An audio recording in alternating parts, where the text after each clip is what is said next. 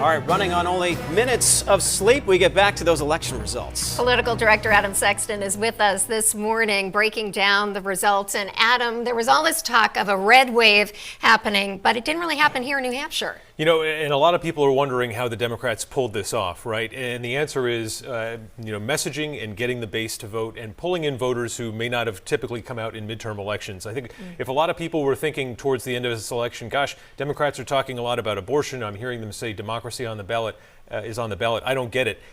They weren't talking to you. They were talking to voters, women who were concerned about abortion, voters who were worried about the future of democracy. They reached out and got these people with a relentless message, and those people came to the polls for them, and that made all the difference last night, at least in those federal races. Did New Hampshire buck the trend here nationally? Did we see a red wave in other states? You know, it's interesting. It's a patchwork, right? And right now we're still seeing the Congress is still, trending Republican, not as much perhaps as people thought it was going to be at the beginning of the night last night.